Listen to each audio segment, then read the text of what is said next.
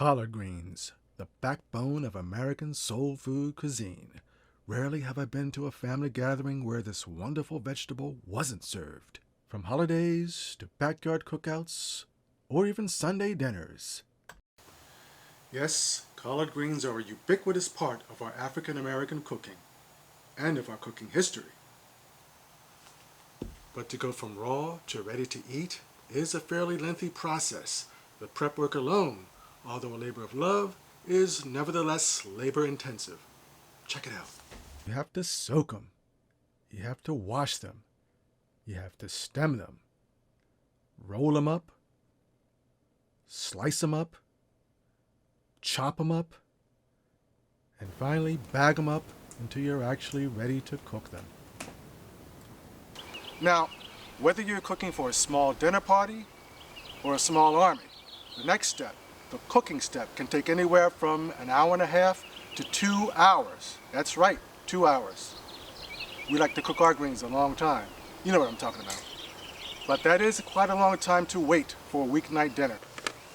Now, fortunately, there is a way to streamline this process, to take what is normally a 3-hour cook and trim it down to about 45 minutes or less. Don't believe it? Well, stay tuned for...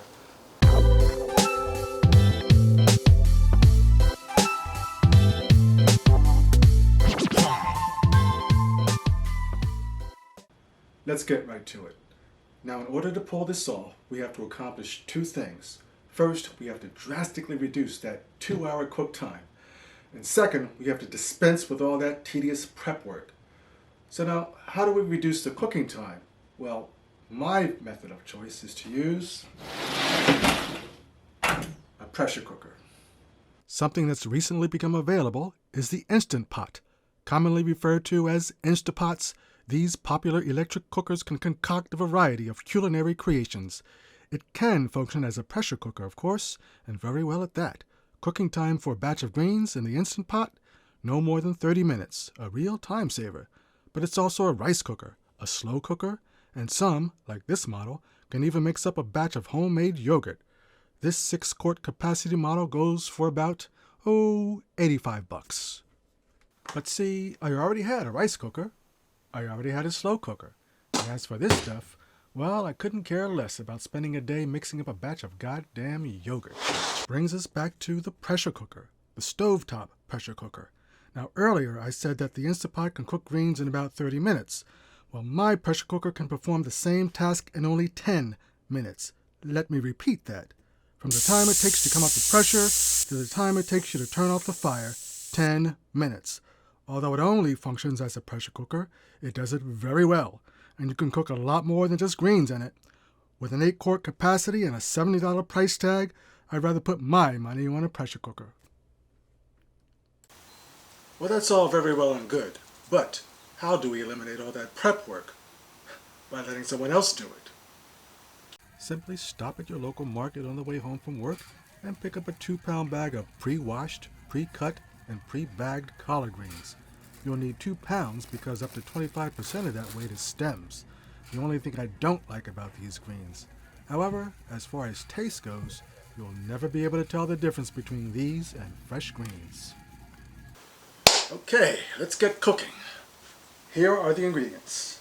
A 2-pound bag of collard greens, 2 cups of chicken stock, 3 slices of bacon, 1 medium onion, diced, 1 fat clove of garlic, minced, about a teaspoon of crushed red pepper, 4 tablespoons of light brown sugar, a splash of balsamic vinegar, a dash of soy, and salt and pepper to taste.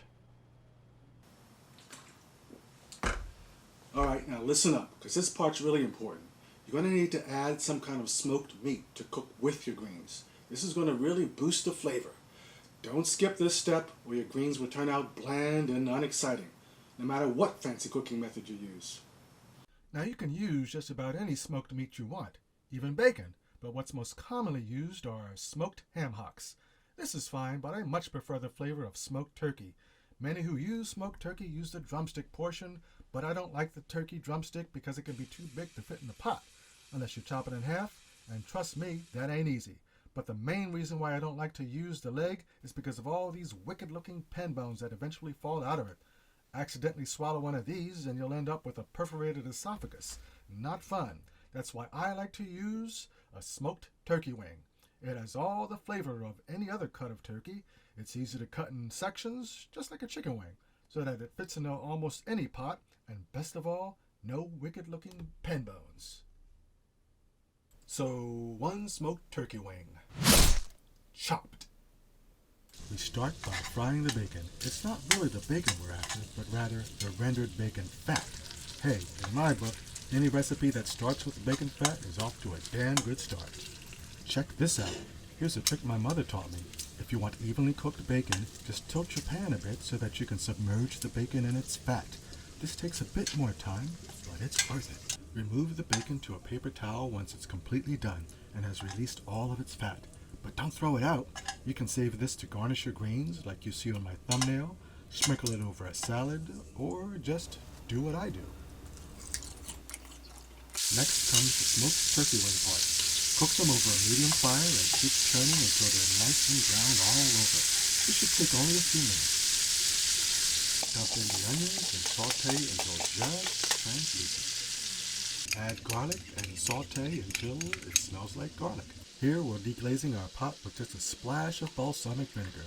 I didn't show it, but you can add the crushed red pepper right about now also.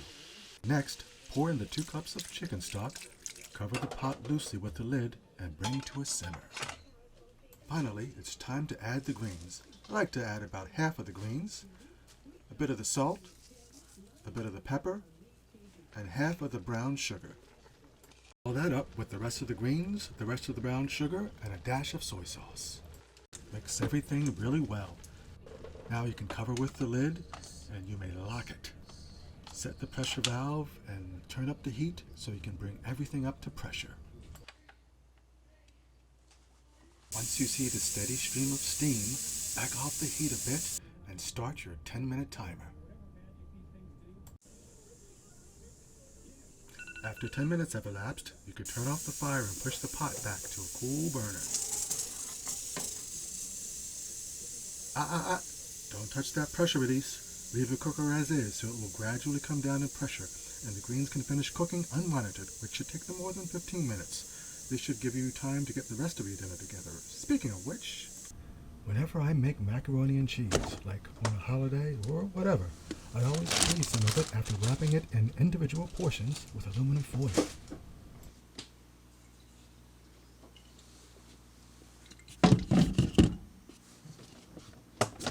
Just pop your frozen mac and cheese in the oven or your toaster oven and set it at 300 degrees for about 20 minutes or until completely warmed through.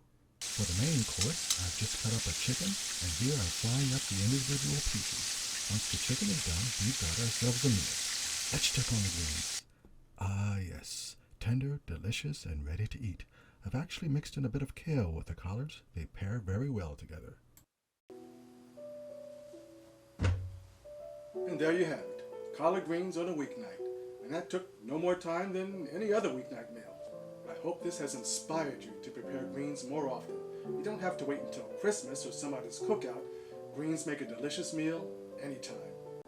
And like all green leafy vegetables, collards, as well as other greens like kale, turnip greens, mustard greens, even spinach, are chock full of vitamins.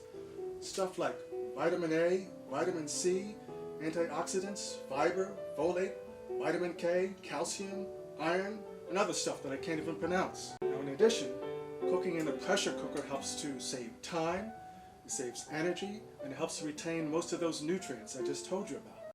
So give this recipe a try, and if you like it, keep a watch out for my next video. Feed me please, Dean's Mac and Cheese. Until then, eat well, live well, and be well. Thanks for watching. All right, catch up.